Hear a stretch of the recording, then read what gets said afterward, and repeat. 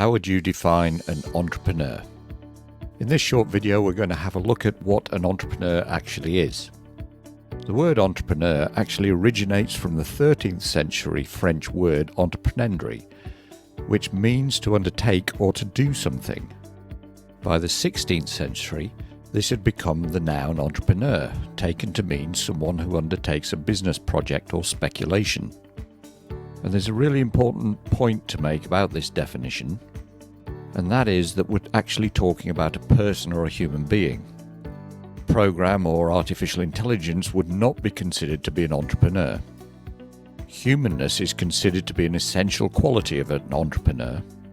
Additionally, the idea of speculation means that there is some level of uncertainty and risk in the enterprise. The key point here is that the undertaking is a venture in which the outcome of the endeavour is not certain. In other words, the entrepreneur may make or lose money. And this is in contrast to an employee who trades their time for money, but is largely certain they will get paid. There is usually minimal risk for an employee, which brings us to the subject of risk as an entrepreneur. The level of risk and reward for an entrepreneur depends on many factors, such, for example, whether the venture has been tested before, for instance, starting up a business that already has a proven market and that there are other businesses in the market making money, like starting up a coffee shop. In this case, it is known that there is a market and which positioning in that market tends to work. A new innovation or invention, for example, may not have an existing market and as a result is likely to have a greater risk. However, in this case, if the market can be generated or found, then the potential rewards are greater because there's nobody else in the market. The next point is the price point of the goods or services.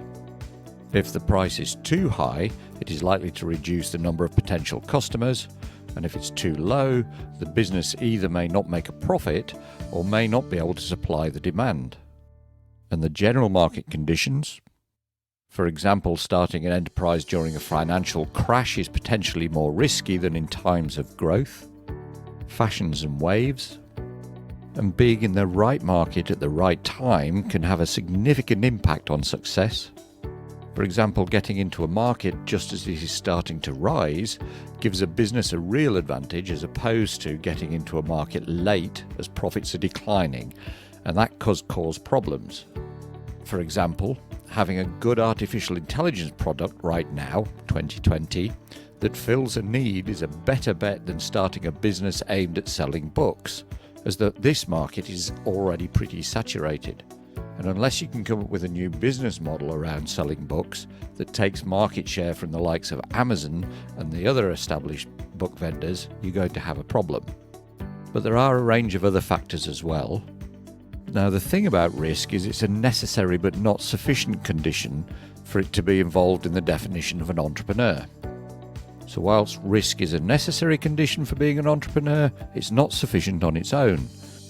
Take, for example, the difference between an entrepreneur and an investor. They are both taking a risk in the venture. However, the entrepreneur brings more. They also bring the business idea or innovation, time, passion, and they lead or steer the business forward, experimenting with ideas, business models, marketing, positioning, and strategy as well, for example. In essence, an entrepreneur is a business decision maker.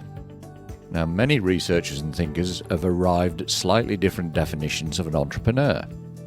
For example, Jean-Baptiste Say, the early 19th century French economist, described an entrepreneur as someone who shifts economic resources out of an area of lower and into an area of higher productivity and greater yield, thereby expanding the literal translation from the French of one who undertakes to encompass the concept of value creation, which is now a central part of this idea of being an entrepreneur.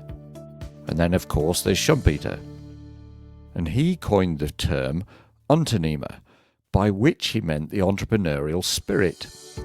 In other words, someone who identifies a commercial opportunity, whether a material product, service, or business, and then organizes a venture or system to implement it so that it makes money.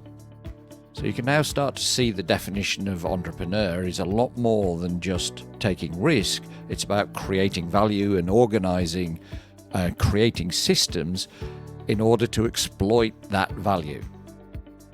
For more information, go to oxford-review.com.